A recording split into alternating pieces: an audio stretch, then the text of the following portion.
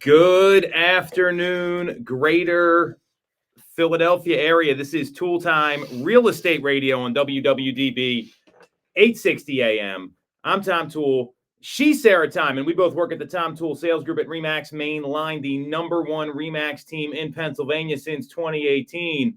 And we have got some controversial stuff to cover today. This CCP clear cooperation debate is going bananas. We've also got some questions about how tariffs and the economy are actually going to affect the real estate market. So if you get some value out of this, you like what you hear, make sure to subscribe to the channel. You can hit the bell for notifications. And if you want to schedule a call with our team and Sarah specifically, you can do that with the link in the comments. She has many, many happy clients that have been listeners to the show. So you definitely want to get in touch with her to talk about all this stuff that could be affecting the real estate market right now. So there's a lot of tariff talk lately. Are people worried about this? Like, tell us what you're hearing in the field, because I mean, this is new territory for a lot of real estate agents and a lot of homeowners. Yeah, I mean, it certainly has come up, both for people who would want to be doing renovations or work on whatever place they're getting, and just for like general cost of living. Not specifically related to projects for the home, but just factoring in for, and I think just not knowing where it's all going to go, trying to be conservative. Well, I think you hit a very good point there, that a lot of people don't know what's going to happen. So there's a question of like, what is this actually going to mean? So the first piece of data I want to share is this could affect new construction. I think that's very clear because they have a lot of materials involved. The U.S. Recently hiked Canadian lumber duties to 34.45%. And to give some perspective, it used to be 14.4%. And this is specifically going to impact Canadian softwood lumber, which is 30% of that type of lumber is used in U.S. home construction is imported. So this is the lumber that's most commonly used. 30% is imported, and Canada accounts for 80% of all the imports. So it's, a significant amount here. We're looking at, I guess, about a quarter or something like that of all the lumber. And the National Association of Home Builders, they estimated that could raise the price of a new home by $9,200 just because of the tariffs. Yep. So talk about how that might affect the buyer's psyche, or what home buyers should be thinking about, or maybe what home builders should be thinking about, Sarah. Yeah, I mean, I think like that money is going to have to come from somewhere, right? And that's just the lumber. There's other, and like that's all that was touched on in the increase there, the 9,000 something for the average cost for the lumber. Then there's also all the other materials that go into building. So your cost for new construction could easily, quadruple that, I would think, or double it, or so when you're factoring in now, I think with a lot of the new construction, they tend to be at a luxury level where people may have that like where they can kind of pull it together, right? But if they've been looking for a little bit, or they've been like shopping home prices, and then they see this get tacked on, I think it could also just irk people the wrong way, knowing that is an additional charge strictly because of tariffs. Also, it could cause them, because for some of these, for Trump's tariff policies, I mean, I think he pulled back on some of them, but then there isn't a clear plan as to like what he's doing it, why he's doing it, when he's doing it, right? So then it could create a level of, well, maybe I should wait because maybe it will be different. Like if things get pulled back, like maybe, and then it's going to take a little bit to like trickle both up and down for how this plays out. But then who knows what other things could be going into play at that point. Well, yeah, you hit on a couple good points. Like you got to look at appliances getting imported, right? Like think about just Samsung appliances. I don't think they're actually very good appliances. A lot of people buy them. That's something that could be affected. The lumber specifically is going to be an issue. Now, new construction is already pricey as it is. And I think the perspective here, I did research on what the average new construction sale price was last year. So in Philadelphia, Chester, Delaware, Montgomery, and Bucks counties, it ranged anywhere from like the 7.25 range. The highest was Delaware County at $1,037,000. Yep. was the price point, and most of these were in the 7s or 8s. So you're really looking at like a little over 1%. But new construction is already pricey anyway, and people, they get annoyed about the options game that builders play. So I think that could be a problem, like you talked about. Now, some builders do offer incentives if you use their mortgage company or their title company. So maybe they're going to use that to offset it, but it's still going to cost more no matter what happens. So, and I imagine this is going to affect other parts of the country more so than the Northeast, just because of the new construction or lack of new construction that's there. So I think it'll also matter when that is factored in, right? Like if they tack that on to the base price, it may be less irritating, right? Versus like if it gets added, not really as like an upgrade, but like as if you see it as an extra line item, that may be worse than if you just raise the base price of the home by 10K. Yeah, I totally agree. And affordability is already a problem anyway, right? Like this isn't something that a lot of people are excited about. So, it could also lead to slower construction. Again, higher building costs. So when you look at these things, I mean, they're and like the British Columbia Premier David Eby, he came out and said that these tariffs, they're an attack on forest workers and British Columbians. He slammed it as unjustified. I mean, you brought up a good point. A lot of this is like a negotiation between Canada and the U.S. and trying to, we don't know what the long-term impact is going to be or how long these things even stay. But I mean, I did see something the other day that the prime minister came out and said, like, this is like damage has been done. Oh, yeah, I think there already is. Yeah, I mean, you're talking like about big jumps. Even if you pull back, like a trust factor has been lost, a lumping, even if it was a negotiation strategy to try to get other countries to like come to terms on what he's trying to do, you threw them under the bus, even if it was only meant to be brief, which we don't know, but and damage has been done. Well, there's been more damage, right? Because then the stock market reacted to all this, and this is what always happens. And so, if you look at companies like D.R. Horton, Pulte, NVR, they all fell roughly 5%. That reversed all the gains from that they had seen just the previous week. And when these there's all sorts of them dropped here. I mean, you saw Toll Brothers, KB Homes, Lennar, and the second term for President Trump hasn't been kind to home builders. And there's a whole chart here that they look at the total losses. And then the total losses since Liberation Day, I guess that's what they're calling the day when all these tariffs got. Who came up with that? Do you know? I don't pay attention enough. Definitely somebody. I think it was the president actually. Yeah, but sure. So anyway, that's not really the point. So you're seeing these home builders now they're getting beat up a little bit, and then they paused all the tariffs, right? So this all happened last week. They paused the tariffs, except on China, and that he slapped the president put a conservative 10% tariff on China at the beginning. He since raised it to 145%, and that's been probably the most brutal for home builders, according to NAHB, the National Association of Home Builders. China accounts for 27% of all the U.S. construction material imports, highest share out of any country. And the tariffs could add, now with those higher tariffs, it goes from $9,200 to $12,800 on the cost of a new home. So, I mean, now all of a sudden it's like 2% instead of like more than 1%. So, and there's a 25% tariff on all steel and aluminum imports that's in place. And so, I mean, this is not going well for builders right now. So how do you see this affecting home buyers and home sellers that maybe want to get into like a newer community? Like you see a lot of people that want to buy these new homes, whether it's like a 55 and over or a new condo or something like that, especially the people downsizing. I think it depends on where they are in the process.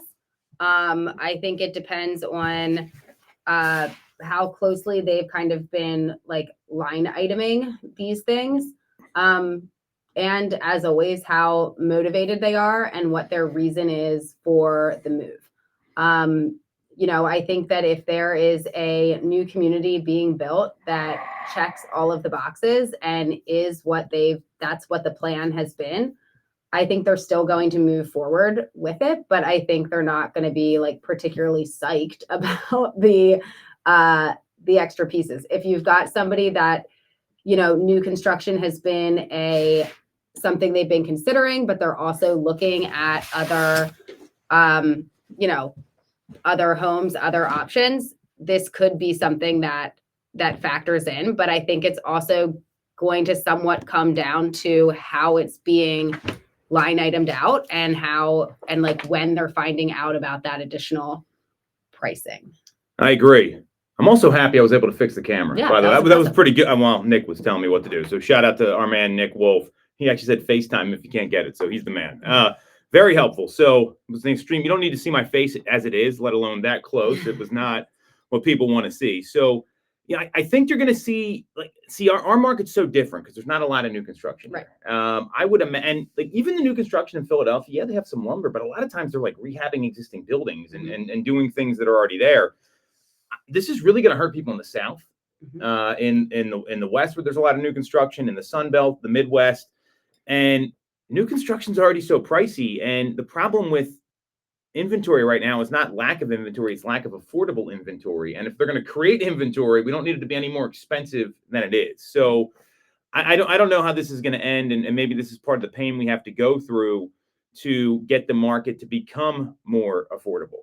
So there's some other things that are impacting housing right now. So, there's a question of, what's going on in the premium or the luxury market. And that momentum, it's been luxury real estate's been on a decade-long upward trajectory. And on April 2nd, when the new wave of tariffs were announced, people, the S&P and the Dow have been falling. A lot of people took hits on their investments. Mortgage rates are hovering around 7%. So, there's two things to consider for the luxury market. One is, do you think there's going to be a pullback in high net worth buyer activity? And is there going to be a divergence between seller expectations and market reality? What do you think, Sarah? I think there will for the first part of it, no, I don't think that there's going to be a huge pullback. But I do think there will be a disconnect between some of the seller expectations. Because I feel like sellers are often the last to know, right? Yes. They're still wanting to be in a situation where it's multiple offers well above all the terms, which depending on the house, you could get that. That still happens. But for the luxury level segment, I think if that's something that you are going for, you're gonna still go for it. Well, I do agree that I think people move because of a need, right? And even though those people, when they're in the premium market, they may not think there's usually a need. Now, like the $10 million property, which we have like 3 of around here, that's a little different. I look at anything in the luxury market above 7 figures. I think that's fair to say in the greater Philadelphia area. And our average sale price is right around $450. That's more than double the average. And Danielle Hale over at Realtor.com, the chief economist, she predicted this in her 2025 luxury market outlook. And she said, in an economic environment riddled with uncertainty, investors are seeking out safe havens. For many, people look at bonds, but real estate may be the alternative for some. So that's exactly what you're talking about. And while real estate can lose value, it's a tangible asset that not only provides shelter, it tends to have more stable pricing than stocks. So I do agree. You might see more people put their money into real estate and maybe, hey, instead of having this big stock portfolio, let's just get a bigger house that we know is going to go up in value. And there's always sellers that have unrealistic expectations. I don't think you can ever stop that from happening. And there's also some data around this. So despite all this stock market turbulence, the luxury home index, which is created by Concierge Auctions, report that high-end home prices remain on an upward trajectory. Based on data for 2024, sale prices for luxury properties are up 4.7% compared to 2023. So obviously that's last year. Because of the lack of inventory that's affordable and all these move up buyers, I don't see these numbers coming down. I think maybe like the peak properties, like those top, but there's only a few buyers for those anyway. Right. So I don't know that it's going to have the impact on luxury listings. It sounds like you're kind of in agreement here. Yeah. So here's some of the things to consider with these high-end or premium properties. Time on market. I think that's probably one that people aren't ready to understand. They think everything's going to sell in a weekend. Right. I mean, the average luxury home takes 319 days to sell. That's nationwide. Obviously, you could break it down between above $1 million and above $2 million, and the numbers are gonna jump. Sure. What do you think there's anything else high-end buyers or sellers need to be aware of? Yeah, I mean, I think obviously that the days on market is a good one to hit on. There's a chance that it could go very quickly, but in general, it's going to take a little bit to find the right buyer that's going to get it under contract. I guess maybe with the stock market being the way it is, people may be less likely to pool as much out from there to put down. So you may have less cash offers or less people may be financing a little bit more of it. Yeah, I guess those would be. What else do you have?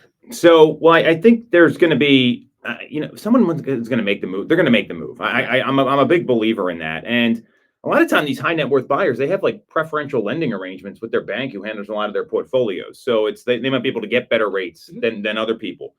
When you look at, some of the things here that Realtor.com is reporting, there's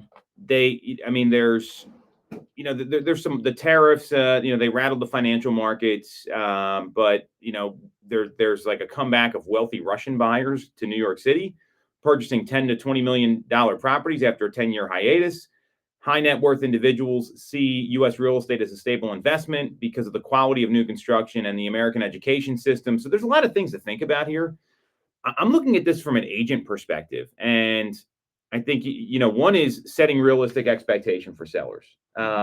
We have a listing where there's some people involved advising the seller, and one of them said that and this is it's a very high price listing, and one of the advisors said, "Hey, this thing should sell right away." And I'm like, I don't know about that. Here's the data, and we had to have a conversation about it, and that affects things like length of contract. Right. People want these short contracts. I think everything's going to sell right away. That doesn't even happen in the lower price points. Right.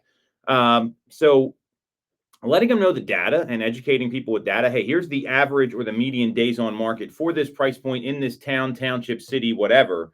And there's another piece of data here that says, and this is from the luxury home index. If a home sells within 180 days, the average time on market's 89. So that first 6 months is pretty critical. Then there's the homes that are on the market over 180 days. Days on market jumps to 514 days. Okay. Is that surprising to you? Is this if they're leaving it exactly as is? I don't have that info. Yeah. Yeah, no, because I mean, if you're not doing adjustments to the listing, then no, that's not surprising to me. Well, yeah. Even if you're doing some different adjustments, depending on where your cutoffs are and what lines you're crossing, once something accumulates a good number of days on market, it does tend to take longer. When people start asking questions, and what's the number one question you get? What's wrong with it? Every time, right? Every time. And usually there's not. So I think, for luxury home sellers, that 180-day mark, I'd be looking at, all right, how do I get the home sold? Not in 30 or 60 days, but how do I get this sold in 6 months? And that's a very normal time frame pre-pandemic. Not so much now because of, prices have jumped up so much. Like $1 million property is not what it used to be around here. Right. It's very different. So these are all things you want to keep in mind. And for agents, I mean, setting those realistic expectations, speed's going to matter. Understanding the stock market, that might cause some people to pull back. And I mean, as far as foreign buyers, I think that happens a lot more in places like New York, and we don't get a lot of those folks around here in the greater Philadelphia area. So that's something to think about with these tariffs. Then there's two other points here we got. The risk of mortgage-backed securities. So how familiar are you with mortgage-backed securities here, Sarah? Freddie Mac. All right, there we go. All right, so there's mortgage rates, they've hovered around 7%, and they've climbed a little bit, and that's usually because of the sell-off in the U.S. Treasury bonds. And analysts are warning that the situation could worsen. So, meaning more of these bonds get sold if China escalates financial retaliation over the U.S. trade policy. So, really the increase in mortgage rates is typically tied to like the 10-year yield, which has surged as investors sell bonds. And there's speculation that foreign governments, specifically China, could be selling U.S. Treasury bonds in response to the tariff measures in place. And that the most significant risk is China's mortgage-backed securities. So, just to give some perspective, foreign governments hold 1.32 trillion of U.S. mortgage-backed securities as of January. That's 15% of the outstanding ones. China, Japan, Taiwan, and Canada are the largest holders. So, if they start selling these things off, that could cause mortgage rates to go up even more. And then China's already reduced its mortgage-based exposure. Their holdings are down 8.7% year over year as of the end of September, and 20% by early December of last year. So it looks like they have a different investing strategy. Do you think they're going to sell off if this trade war continues? Do you think this is something that could happen here? Yeah, as a retaliation, like an FU. Mhm. Yeah. An FU, yes, that's exactly what we're talking about. Yeah, why not? Well, and I think these are all the things I think people are really nervous about. Like we hear about nerves. Mhm. This is what to be nervous about, not anything else. So when you hear that concern from somebody, hey, I'm nervous about the economy. I'm nervous about what's going on with this new administration. I don't know if I'm going to purchase or make a real estate decision. How do you handle that? Because most people aren't going to understand all this stuff. Well, short of something crazy happening, we're in for it for another 3.5+ years, Yes. right? So that's a long time. If you've got a need to move, we may be looking at a degree of uncertainty for the foreseeable future. Yeah. Isn't your daughter like 3.5 years old? Yeah. So, just imagine if you were like, hey, I'm not doing anything. Like, Right. things can, it's a long time. Life still goes and things still happen. And certainly it's very understandable that there is, who knows what exactly is going to be cycling through here. But if things continue for the rest of his term as they have been thus far, I don't think we're in for being certain about how anything's going to go for a while. Yeah. So you've got a number of years ahead of you of wrenches could be thrown at any time. Yeah, and this is just the reality of someone that's they have an agenda, right, wrong, or otherwise. This is what we're dealing with right now, and I hope it goes well. But there is going to be uncertainty, and I think the first thing you got to ask people is like, hey, what are you uncertain about, or what's making you nervous, and see what they say. Because 3.5 years, I just like that's a very long time to put your life on hold.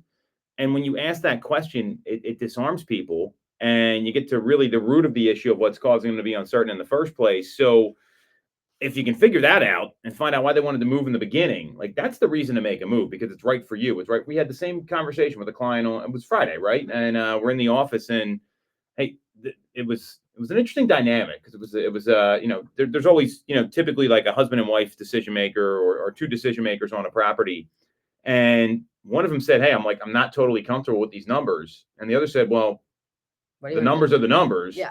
And I think the response was, do you want to live where you don't want to live anymore? And they were like, okay, let's move ahead. And right. did that get a little awkward? Not for me, but actually, I thought I was so glad that they handled it. Yeah, but sometimes you got to stop talking. Right. Yeah. That was not us involved. That was the two of them working it out right in front of us. Right. And I think in our area here, like, over the next 3.5 years, prices will continue to go up. So if you wait until then, even if there are tariffs right now, even like the waiting will cost more than not. I don't think there's any question about that. And I think, ultimately it's like, where do you want to live? What's going to be best for you? That's what you got to ask yourself when it comes to all this stuff. But there will be an impact. Don't take this lightly here. But when you know what the impact's going to be, you can make better decisions. Right. All right, let's take a quick break here, and we are going to come back, and we've got a long second segment here about Zillow and Compass and Andy Florence from homes.com and Redfin and EXP and all sorts of stuff. This clear cooperation listing battle, it's gone nuclear. And we're going to explain what agents should be doing in the midst of all of this next on Toole Time Real Estate Radio on WWDB 860 AM.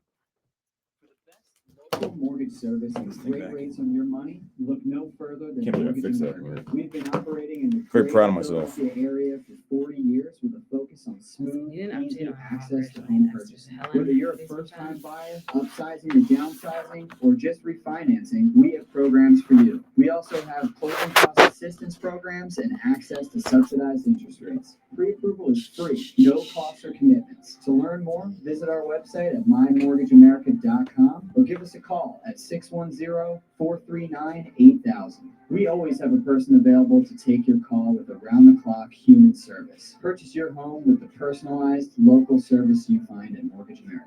Mortgage America is equal MLS 128501. I'm Tom Toole of the Tom Toole Sales Group at RE/MAX Main Line. If you're thinking of becoming a real estate agent in the greater Philly area, I have a special offer for you. Our team did $165 million of volume in 2021, making us the #1 RE/MAX team in Pennsylvania and a top 1% team nationally. Our agents love us because we offer them a successful career, a great life, and an unbeatable culture. Agents who've been with us for at least a year average 30 plus sales. Even our brand new agents average 17 to 24 sales a year. We offer proven systems and expert training. We help you set more appointments and sell more houses. Now here's the offer. If you don't have a real estate license yet, we offer real estate scholarships so you can get one for free. Check it out at realestateScholarshipProgram.com or visit the Tom Toole Sales Group its main line at tomtoole.com. That's tomtoole.com. Get more out of your real estate career, and remember the real estate golden rule. You always get more when you work with Tom Toole.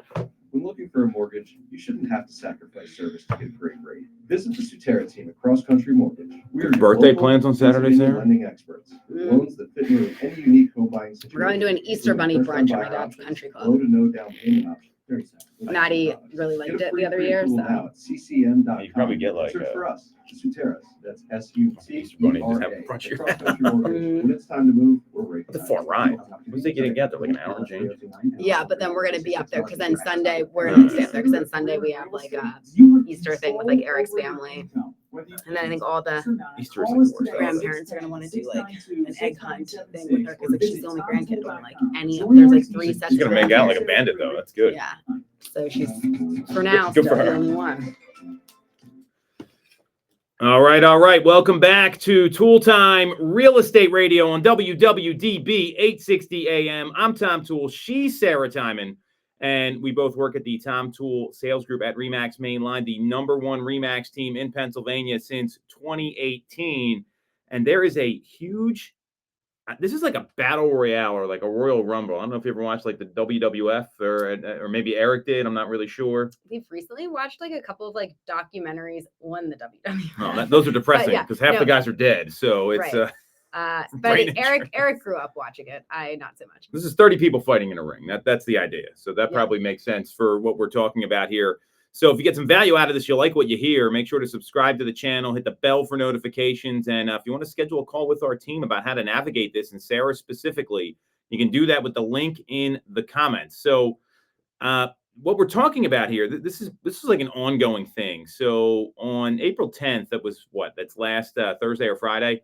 Looks like it was last Thursday. Zillow announced new standards that will ban publicly marketed listings or privately marketed listings from appearing on Zillow and Trulia if they aren't submitted to the MLS within 24 hours. So what they're talking about are like these private exclusive pocket listings, and it aligns with NAR's clear cooperation.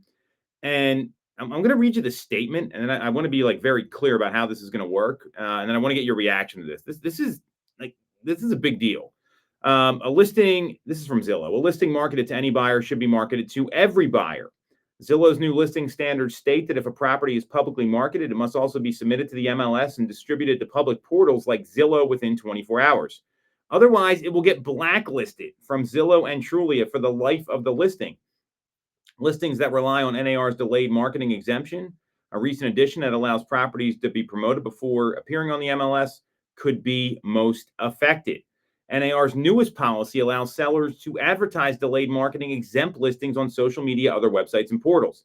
Errol Samuelson, Zillow's chief industry development officer, said if it's promoted anywhere publicly, it won't ever be shown on the platforms if not submitted to the MLS within 24 hours, unless you fire the agent and hire somebody new. Gotcha. So there is a way for sellers to get it. What do you think about this? Yeah, I mean, I don't think it would be fair that they can be on Zillow if they're not anywhere else. Well, what they're saying is that, like, so, a company like Compass, they have these private exclusives. They're saying, hey, that can't be on there. Yep. And you can't market to just the Compass agents and then market to everybody else. And Yep. so it's, Errol Samuelson came out and said it's simple. Sellers want exposure and the buyers deserve access. When all buyers don't have the same access to home listings and are forced to navigate barriers, possible bias, and incomplete inventory, it undermines consumer trust and weakens the market. From day one, Zillow has focused on unlocking real estate information for all. Zillow is committed to empowering brokerages and agents who are dedicated to raising the bar for access. This is why we invest in software and tech tools for real estate professionals and why we stand up policies that move the industry forward, not back. So prior to this, would it be, if it was a private exclusive listing, that people would still put it on Zillow? It would go on when it would go on the MLS. So, I mean, there's listings you'll see pop up. I mean, we can pick on Compass here because they do this stuff. And it's like, it's being marketed. There's one I got an email about. Like, I know exactly where the home is. I'm actually working on. And then what if it doesn't sell? Then it goes to the MLS. Then they go to the MLS and to Zillow. And everywhere. Yeah, all the different portals and all that stuff. And first, it's just like privately marketed to anyone inside their agents. The office exclusive. Yeah. And now Zillow's saying if you did that first, then you're not on Zillow. But how would they know if it was emailed privately amongst? It's a great question. The company. So I guarantee you other agents will report this. Yeah. Right. Zillow also keeps an eye on things. I mean, we've said stuff on the show here, and our Zillow rep says, "Hey, I heard you talked about this on the show." Like, this happens all the time. So I mean, nothing good or bad. I mean, we're partners with Zillow. We, that's very clear. So I'd imagine, but other agents are definitely going to report this. That's where most complaints come from against real estate agents, is from other agents. But how would if it's just being marketed within, like, nobody from within their own organization would report on it because they would have gotten it. I mean, you would think, but there's agents that don't like each other at the same companies. True. So I mean, who the heck knows? Yeah. And it's what I find interesting, and I'm trying to pull this up here. I got an email about one of these the other day, and it's this beautiful listing. It helped me out because I'm talking to someone that owns a home there that we were talking about pricing and that sort of stuff. So here it is. I mean, this home is not on the MLS yet. Mm-hmm. It says, hey, private exclusive brokers open house. Well, it's been publicly marketed because I'm getting the email here. Yeah, that's great. And it's not in the MLS right now. And so, I mean, you see this stuff happen. This is one example. Did Zillow's rule already go into effect? Starts May 1st. And then it also said this will very much affect the people that do the delayed. So that would be like when we put it on Zillow Friday and then MLS Monday. Well, so that's changed. So now anytime it goes on Zillow, it goes everywhere. They don't have that delayed 1 day delay. It's all the same spot. And I mean, so, there's two schools of thought on this. And in fact, before I tell you my view on this, I'm going to play a clip from Sharon Travaza, the outgoing president at Real. He had a great analysis here. These clips have been working well, so we're going to keep playing them. Give me 1 second. I'll make sure I can not screw this up, Sarah. Very difficult to do here. Yeah. We already navigated the camera technical difficulties, so I think that's a good thing. All right, here we go. Oh, see, I already screwed it up. See, this is what happens. So let me try this again. I know, I muted it. I know exactly what happened. All right, here we go. One more time. What I was waiting for. I have not said a word on clear cooperation up until now, but this is exactly what I was waiting for. Zillow to ban listings that are publicly marketed off the MLS, meaning if you choose to hold back your listing in the pre-marketing period that NAR just announced, then when it does come on the market, does come on the MLS, Zillow will not show it. Now, it does not matter what kind of stance you have on clear cooperation, whether you think it's right, whether you think it's wrong, whether you think it needs to be repealed or what have you. we are now in the battle of the business models. What did Compass do? Compass said, hey, we're going to create this private exclusive infrastructure. We're then going to use that as a recruiting vehicle to say, hey, we have access to inventory that you may not have access to. Use that as a recruiting vehicle and then use that to eke out some revenue. 100% understand that. But now Zillow says, hey, listen, we are the 800-pound gorilla in the space, and we are going to show the transparency of how the listings come to market is really important, right? And I will tell you, the folks at Zillow are not dumb. Errol Samuelson is a savage. And this is exactly what I was waiting for. And the thing that I'm bummed out about is that NAR did not take the stance. And they had to wait for Zillow to come and take the stance overall. So no matter where you stand on all of this, we are in the battle of the business models right now, and the 800-pound gorilla has spoken. And the cool part is that we need a way for agents to collaborate with agents and to be transparent with their consumers. And whoever can facilitate that, both in policy and in infrastructure, is going to win. So grab some popcorn and watch this unfold. So what do you think about Sharon's take on this here? I liked it. He's a very smart guy. Yeah. You know, he's absolutely right that, you know, NAR should have done something, but they just played like middle of the road. They just sat on the fence like they normally do. Big surprise. You know, I understand why Compass is doing what they're doing. I also understand why Zillow is doing what they're doing. That doesn't benefit Zillow, right? Like their business model is we want to get all the listings out there and get buyers engaged. Compass wants to basically, my view is they want to double end all their listings. Like that's kind of what. I mean, I think they absolutely want to double end all of their listings, and that is what suits their interests best, because they can still bring their clients for like buyers to all of the properties that are non-exclusives, and then plus they have this extra little like pocket. Now I can see how, like, if your agent is a Compass agent and then you were like, oh, I have access to these other properties, I can see that that is exciting, except like, are they properties that are matching what all you need? And are you going to have to pay a surplus because it's still in this little like private portion? So like, would you rather, you may get knowledge of it before everyone else, but you may pay significantly more than, but then also there's less competition there. So I don't know. I would like it if everything was on, you know, everywhere. And if you had something, I guess, that was coming up. So I guess like where you could maybe have your loophole is if there's a property that comes up within the company that has not been marketed at all, could you word of mouth it within your? I mean, it sounds like it's, you know, but when they send out an email like I got, that's public marketing. Well, and that went to, I'm sure other people, yes. Right, like that would have gone to, and I get those a lot too. But I don't know, like the only one that for sure benefits from it is the company that's doing the brokerage. Yeah, brokerage. I agree with you. They're absolutely the only ones that will benefit. And because then they also have the option, or did, of, hey, we're testing it this way. If we don't get the number that we're looking for, then we can push it to like everyone, you know? And so they still had that as like a backup, right? Now, I guess it'll be, you know, clearly that's gonna change. Yeah, you're absolutely right. And, you know, what I find fascinating about this is that you're right. The companies benefit from this. Like, that's great for, like, if you have your own buyer for a listing, like, awesome. That's great for me. But we've got like a duty to consumers here. And I don't think people really take that as seriously as they like. And then you look at, all right, Zillow benefits from, Sharon said it perfectly. It's the battle of the business models. They benefit from all the listings being out there. You said something really smart there, that when a home's like off the market, all the pressure's on the buyer to make it worth the seller's while to take it, because there's data out there from Bright MLS. Over 90% of these private or office exclusives come to the market. So it's not like they're all selling behind the scenes.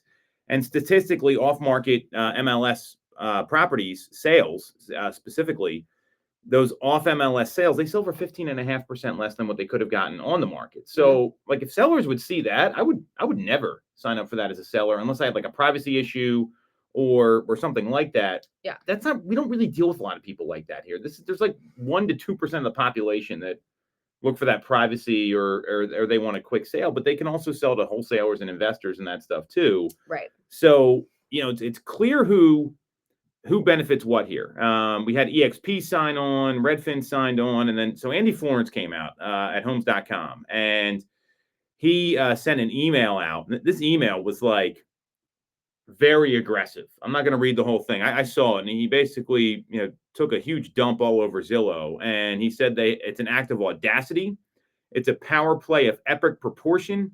He even included a link to the DOJ's antitrust division for agents who feels the policy goes too far, and he didn't mince words. So here's a quote. This isn't about protecting consumers. It's about protecting Zillow's ability to profit from your listings by selling your leads to competing agents. Florence argues that the policy threatens agent autonomy and seller choice by trying to dictate marketing strategies, writing that Zillow is asserting that they, not NAR, not your brokerage, not you, the listing agent, not even the homeowner whose house it is, and is paying compensation, should decide how a listing is marketed. I agree there. I think the seller should have a choice in this. That's the person who should have all the choices, in my view. And there's a whole dispute about lead generation models. Now, meanwhile, he's got this, these $1 billion whiff that he made with all these Super Bowl commercials with the Saturday Night Live actors and actresses. And I mean, it's this thing's going to blow up. What do you think about his comments here? Yeah. I mean, I think if he's saying, oh, Zillow, you're just caring about your business model and making money, like, also, isn't that what you're doing by keeping these listings exclusive so that your company has at least initially the only shot is to have the deal go both ways within the company. And then it would open up outside of there. But that's what you're doing too. Yeah, I totally agree. And I mean, now they have their whole homes.com. Their whole thing is you're listing your lead. I don't know anyone that's doing anything with homes.com where they're getting a lot of lead generation or getting any leads that are coming in. I mean, they came in and pitched us and wanted us to pay all this money. Homes.com, they're saying if somebody searches for your listing, they're going to give the lead goes to the listing agent. The listing agent, what, for free? No, you have to pay money. I mean, occasionally we'll get one or two. I mean, I've studied lead generation thoroughly. I mean, you know this. I mean, with this, and so, homes.com, I appreciate what he's saying here. I mean, he's on the other side of this, and this is something agents have to be careful about because, one, if I'm a listing agent, I'm interviewing against an agent from Compass, I'm sharing all this data with the seller. I'm telling him, hey, this could hurt you. Because you don't. What other companies are big on the private exclusives? That's the biggest one. The other one is Washington Fine Homes, which I believe Compass owns. So, I mean, if you look at these private exclusive numbers here, I mean, those are the biggest. I got some data on this here, but if you're a seller, I don't know how you can sit there and it's just factually wrong that it gets the seller a higher price. Right. So, with this, I think their agents are all over the place. Some saying this is right, some saying this is wrong. I think they got it all wrong. So, can I play another clip for you here? Yes. I got another one. All right. So this one talks about. This is another Sharon clip. Make sure I do this right this time, Sarah. So this is after Andy Florence responded. This came out yesterday, and the caption was, as a real estate agent, you have two options right now. Send this to an agent, and let's see what he says. Let's do this one more time here. Florence, the CEO of CoStar, is arguably the most powerful man in North American real estate. Owner of CoStar, Homes.com, Apartments.com, and the most valuable business to date in the real estate space. Threw down the gauntlet after Zillow's new listing rule came out last week. So if you have not been following this, let me break it down for you very quickly. The spotlight has been on clear cooperation. And several brokerages led by Compass actually created this idea that they wanted to repeal the big idea of clear cooperation so that they could have a private exclusive network and under the narrative that clients will have their choice of how they want to market their property, number one. NAR came out recently and said they were going to allow for a pre-marketing type idea and delayed syndication to this process overall, and that boards and MLSs are going to think about it and adapt it over the next few months. Third, Zillow came out last week and said if anyone were to utilize this pre-marketing idea and not put their listing on the MLS, as and when it did come on the MLS, it would never get shown on Zillow, which is an insanely bold move by Zillow. And number four, this weekend, Andy Florence says, hey, Zillow, you're throwing your weight around. You shouldn't do that, especially when NAR has created this delayed IDX syndication that for the industry's policy overall. Now, All I want to caution you with is that we are in the battle of the business models. If some brokerages want to do this because they want to create a private listing infrastructure to actually attract agents, eke out revenue, and that is a part of their business model. The portals, whoever they are, what do they benefit from? They benefit from getting more eyeballs on their listings, more eyeballs on their site, so that they can sell leads to agents, whatever their business model is. So now you, as a operating real estate agent in today's market, you have a choice, and your choices are twofold. Number one, if you want to get involved in this fight, you can. You can get loud, you can get involved with NAR, and you can get involved in this fight all you want. Or number two, you can stay focused on helping your clients in this marketplace. Either is okay, but you have to make a choice, because otherwise this is insane noise and a distraction for you. So my question for you is, one, grab some popcorn and watch the battle of the business models, and two, make a choice on whether you're going to get involved or whether you're going to stay focused on your business, so that as and when new rules come out, you always adapt it, and you will adapt on this one too. So what do you think about Sharon's advice there? Yeah, it's solid.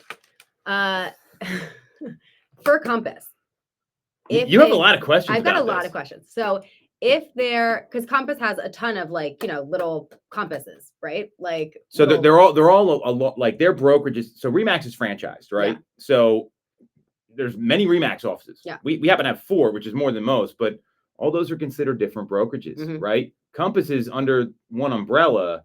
So when you see all that stuff out, like we're the number one brokerage and like 5 people say they're Yeah. number one, yeah. their corporate structure is different. So would Which it I think was go what you were to- going. Yeah, like, but so I guess if they're sending out these private exclusives or like blah, blah, blah, or they're sharing information there, it would go to like, it wouldn't matter which office you were out of in Compass. If you were like in the local area, you'd have like a list of them. See, this is what I don't know, because I'm Mr. Boring. I don't hop brokerages. I mean, I've only been at one Right. place. I have no idea how it works. I'd imagine there's some internal communication, and I believe it's on their internal website. Because I'm thinking what to do in the meantime is, this is going to play out how it's going to play out, right? Yes. But maybe make friends with somebody who is a Compass agent and get them to pass the list over. I don't know that it's that many homes, though. I Right, mean, I yeah. really think this is it's not as many as you think. But if they're a big selling point, but then also if you get that list, and then when you go to listing appointments, and if they were being wooed by the coolness of the private exclusive to be like, there's 3 homes on that list, like, and I think there's more than 3. yeah, no, I'm sure, but I don't know. I feel like you could get the info otherwise and then like utilize it, and while all of this hashes out, unless if you're going to be somebody that gets involved on the, being heard and, I don't know, going to meetings or writing emails and things. But like, in the meantime, you could, you just want to focus on what you have to do, but maybe try and like get the list on the side. Yeah, I mean, I think it's how's it going to help your clients and your business? Like those are the 2 questions you want to ask. This is spot on advice by Sharon. I mean, when all this NAR settlement stuff was coming out, there was people that you and I both know. They're like, oh, we're getting let down.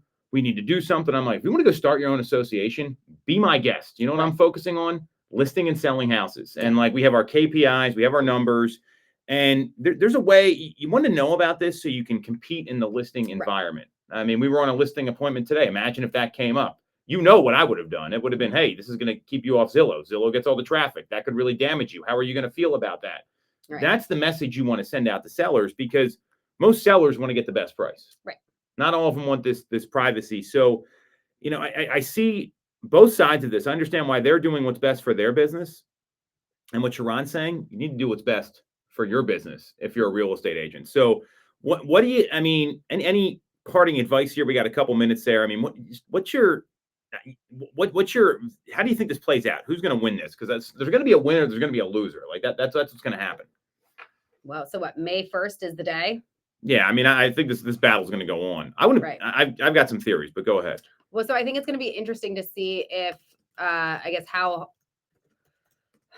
Zillow, I'm guessing, would hold to what they said, at Mhm. least like initially, and they're going to do whatever best works for their business model. So let's say they draw a line in the sand here and say, nope, you didn't do what we said, so now you are blacklisted.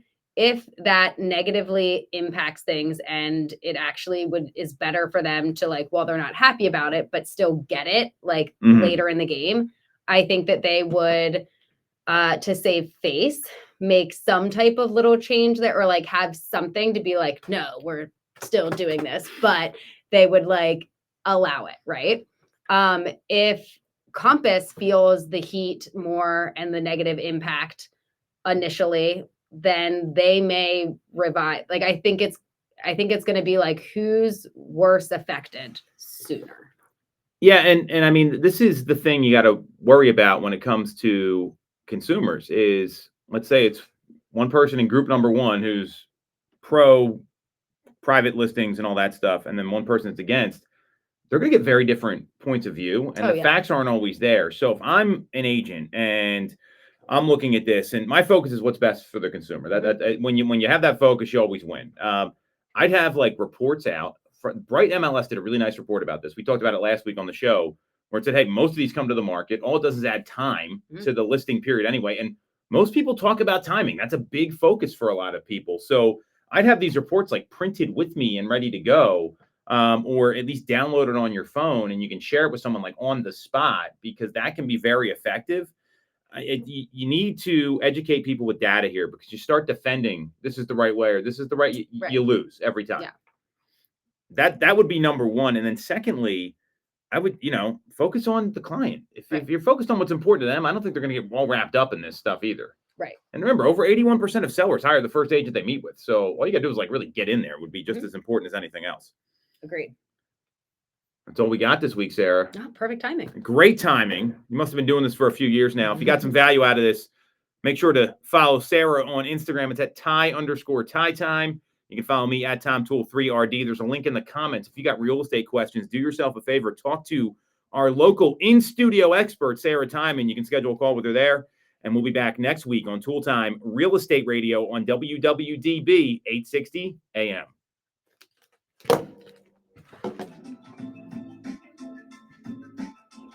To pick up the lockbox from Mannyong. Well, I would have gotten it. I could have sent Bridget over there. She was at her dad's house today. Kind of tell me this stuff.